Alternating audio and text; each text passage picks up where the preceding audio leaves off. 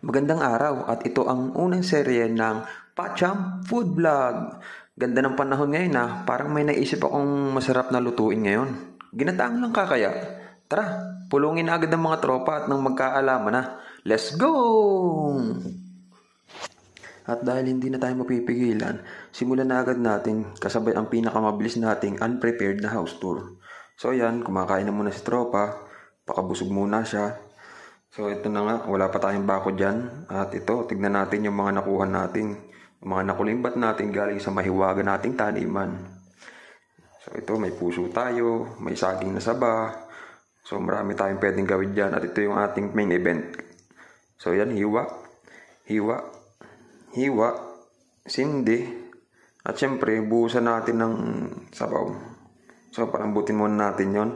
At habang pinapalambot yun, mukhang hindi na makatiis ang ating mga tropa, bili na muna sila ng mahiwagang bitamina. So kailangan din nila ng pampalakas, mukhang nangihina na yata sila. So gamitin muna nila si Tracy, ang ating maaasahang tricycle. Yan na nga pala, yung nakaputi, si Kevin yan. At yun naman naka-brown, ay si Kevin din. Okay, bye-bye. Yun. Sarap sa ears. Aba, kumukulo na pala ang ating langka. Konting mekos-mekos pa yan at maya-maya naman, hanguin na muna natin, sabi ni Commander. Sabi ni Chef ay ayun daw ang turo sa kanya sa aeroplano. Kailangan muna hanguin at meron pa tayong gagawing mahiwagang oras yun mamaya dun sa mga unang rekado natin. Sige, hango. Mukhang nabitin sa sandok niya, nilakihan na. Okay. So ayun na, inumpisahan na tropa. At sa pagkakataong ito, hindi na napigilan ni Chef na ihulog ang ating bawang sa kumukulong mantika. Wait lang natin na mag-golden black yan at pwede na isunod ang mga natitirang rekado. So, okay, ilagay na natin. Mekos-mekos muna tropa. Sige lang, halo-halo. Hintayin natin mag-golden black. Huwag lang papasobra. Baka lumutong na. So, ayan, lagyan na natin yung sibuyas. Saka syempre, yung ating panghuli, yung nakakapanluhang kamatis, pagsamahal naman. Gininto ang kamatis na. Yan, mekos-mekos mo na yan, tropa. Grabe ng tropa yan. Yan, lagay mo na lahat, haluin mo na. Mekos-mekos na ulit ni tropa yan.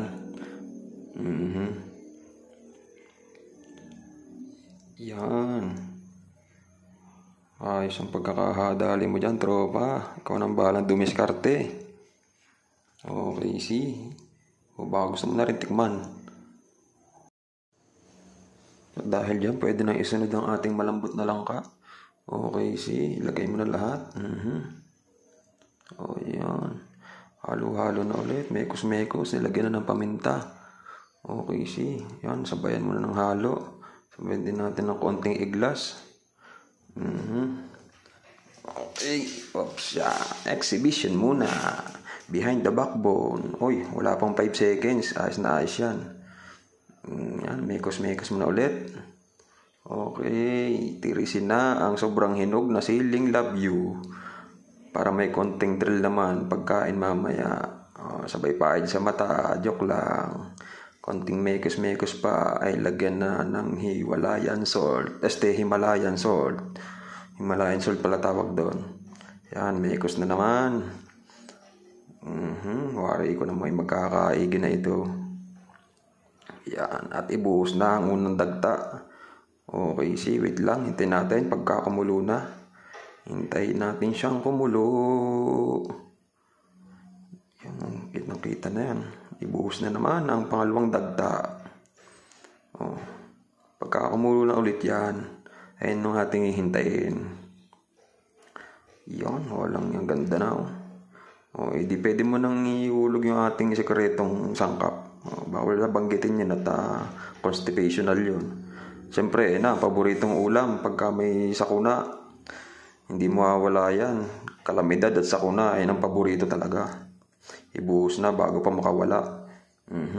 Parang bitin yung isa yan, dalawahin na. Tama-tama yan. Dagdag crimpy. Para medyo crimpy siya. Yan. Pagkabuhos niyan, sayang yan. Sairin natin. Yan, haluin natin para pantay-pantay. Mekos-mekos natin yan hanggang ilalim para walang lamangan sa laman. Alam mo naman, yan ang inuuna. So, yan, luto na nga. O, ilagay na natin sa ating sulyaw. Nanlilimahid nating sulyaw. Paayos na ayos at mainit pa. So, kita nyo naman, napaka-crimpy niyan. Hindi na tayo magpapahuli sa sarap. At syempre, tikim na. So, salamat guys sa panonood. Sana wala kayo natutunan. Paalam. Yung sarap.